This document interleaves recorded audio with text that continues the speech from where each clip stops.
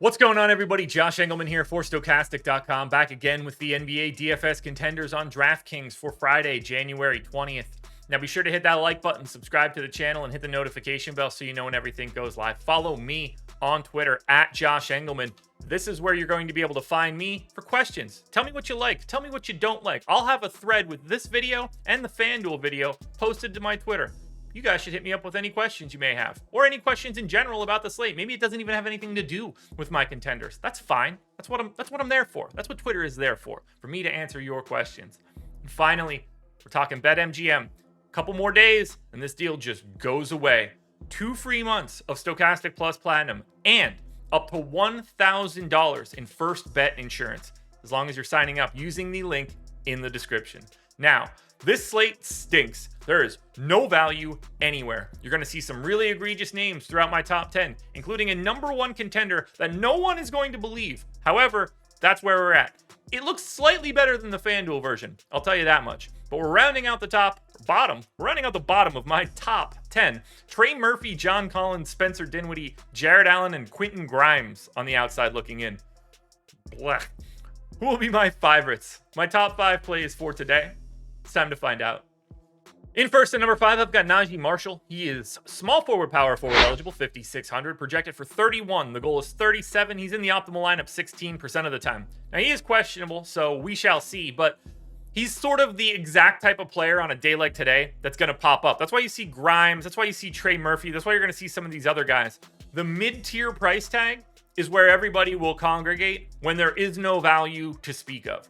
Small forward, power forward, 5,600. That's a lot of flexibility. He's going to play 34 minutes in a competitive matchup. He's a 0.85 to 0.9 fantasy point per minute guy with no Zion and no Brandon Ingram. It's 20% usage, 16 points, 6.5 boards, 3 assists, and maybe a stock and a half. It's a perfectly acceptable matchup against Orlando.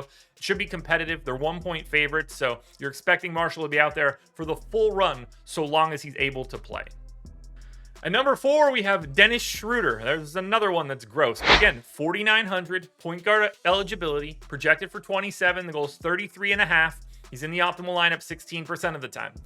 He's the starting point guard for the Lakers. He's going to play 32 plus minutes and upwards of 36 in a competitive matchup.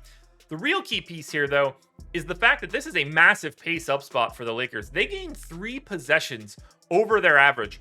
That is huge in this spot. They are 7-point dogs at home against Memphis, but if this one stays close, you're getting a ton of playing time for Schroeder. Now, he's like a 0.75 to 0.8 guy. That's not very good. 19% usage, 15 real points, 4 assists, and 3 boards, and maybe a stock. None of it looks good, but from a point per dollar perspective, this is about as good as it's getting so far today. Once we get a couple guys ruled out, all of this stuff will look a little bit better, but for now, Dennis Schroeder is a guy you need to have your eye on. Staying in that mid-tier once again for RJ Barrett, small forward only, 6,500, projected for 36.5. The goal is 41.5, optimal lineup 17% of the time. I got him in for 37 minutes, but if you've seen a Knicks game lately, he could play upwards of 44 today in regulation. He's close to a fantasy point per minute, 26% usage, 22 points, 6.5 boards, 3 assists, and a stock. It's a slight pace up spot against Atlanta. Knicks are actually 3-point dogs in this one, which I think is very appealing. This game should be really close. And in a close game, especially now with no Mitchell Robinson, where not that they have a problem going to Hartenstein and Jericho Sims, but there's just like an additional possibility that they go to a little bit more of Randall at the 5, which should even more firm up the RJ Barrett minutes.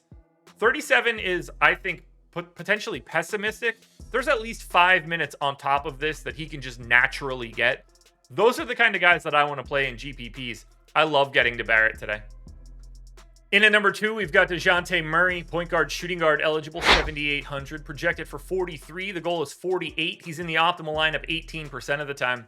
37 minutes here for Murray on the opposite side of that Knicks game that we just talked about. 1.15 fantasy points per minute. I think he's just underpriced by a couple $100. 25% usage, 21 points, 6.5 boards, 6 assists, and 2 stocks.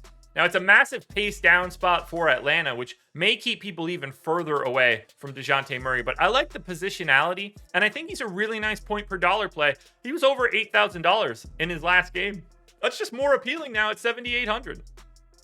Now, before we get to that number one contender, one last reminder, hit the like button, subscribe to the channel, hit the notification bell so you know when everything goes live. Follow me on Twitter at Josh Engleman. That's where you could hit me up for questions on this slate. Look for the thread with this video in it. Finally, BetMGM, 2 months of Stokastic plus Platinum, and up to $1,000 in first bet insurance. It's an incredible deal and it goes away in a couple days. Do it now.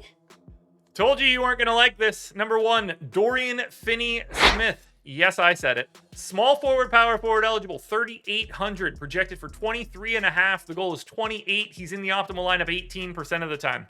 He came back after his injury and played a ton of minutes, so I gave him 35. He could play slightly more. He's awful from a fantasy perspective. 0.67 fantasy points per minute, 13% usage, 10 points, 5.5 boards, 2 assists, and a stock and a half. And he paced down spot against Miami. All things point to this being gross, but here's the problem. There's nothing below 4K that looks good at all. Dorian Finney-Smith is going to play a ton of minutes. If he falls into an extra steal or two, an extra bucket or two on a transition play, it doesn't take much for him to get up to 30 fantasy points other than a prayer.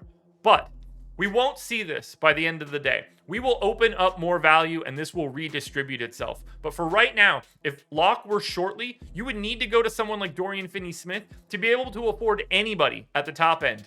DFS is my number one play in DFS. Alrighty, folks, that will do it. Those are my NBA DFS contenders on DraftKings for Friday, January 20th.